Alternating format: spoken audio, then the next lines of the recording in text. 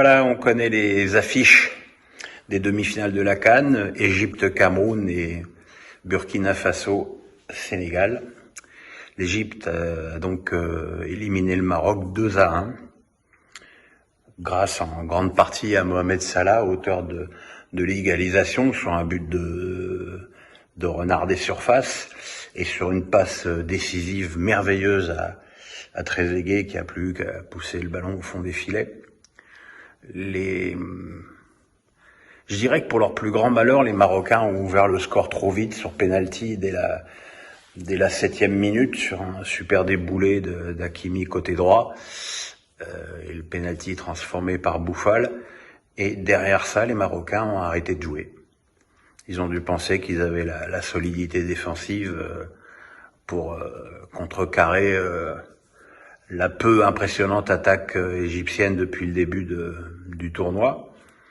Mais ils ont fait fausse route et ils ont pourtant eu des avertissements, parce que Bounou, le gardien, a fait quand même quelques bons arrêts, mais ils n'ont pas cherché, j'ai l'impression qu'ils n'ont même pas voulu changer leur style de jeu, et c'est vraiment très dommage, parce que ils n'ont pas pu réagir. Voilà. Sinon, sur le match en lui-même, que dire, sinon que heureusement qu'il y a Mohamed Salah dans cette équipe d'Égypte, qui est sinon particulièrement imbuvable, qui truque, qui met des coups, qui pleurniche. Il y a le cinéma du gardien qui a quand même fait rentrer 3 fois les soigneurs alors qu'il était pété dès le premier coup, mais qui a fait gagner du temps plus que de raison, tout ça sous la grande mansuétude de l'arbitre. Et franchement, c'est pas une équipe sympathique. Et c'est d'autant plus dommage que les Marocains n'aient pas pris plus de risques, parce que je trouve quand même que les Marocains avaient forcément les moyens de montrer autre chose en termes de foot que ce football passif qui leur a coûté la qualification.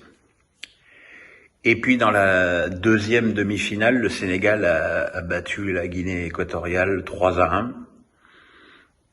Alors j'ai été assez sévère avec le Sénégal depuis le début du tournoi, parce que c'était vraiment une équipe qui assurait le service minimum sur le plan offensif, avec pourtant une équipe très séduisante sur le papier. Là, elle a ouvert le score en fin de première mi-temps par Diédhiou, très joliment servi par Sadio Mané. Et puis voilà, et puis derrière, on a retrouvé un peu ce train-train, un peu mollasse, des Sénégalais qui cherchaient pas à enfoncer le clou. Et c'est finalement ils se sont fait finalement rejoindre par Bouila, qui a égalisé d'un pointard bien à l'ancienne, mais sur un joli mouvement.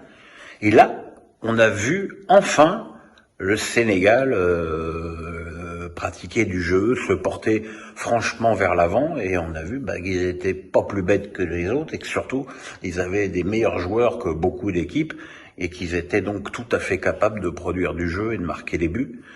Ce sont même les remplaçants qui ont donné au score d'abord de prendre l'avantage, par Kouyaté qui a très très bien exploité un mauvais renvoi de la défense guinéenne pour marquer de près de l'extérieur du pied.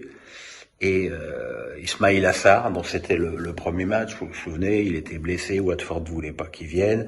Finalement, il y a été, et c'était son premier match. Et dès son premier match, il a apporté quelque chose. Et le fait qu'Ismaïla Sarr soit maintenant opérationnel dans cette équipe, ça peut apporter quelque chose de très intéressant pour les Lions de la Teranga. Voilà, on peut dire donc que dans ce plateau de demi-finale, on a 3 favoris et un invité surprise avec le Burkina. Il faudra voir ce que ça va donner. J'espère que les Camerounais seront capables d'être offensifs face à cette équipe d'Égypte qui, comme je vous l'ai dit, m'agace terriblement. Voilà les petits amis, à demain pour Face à Pierrot. Bye bye.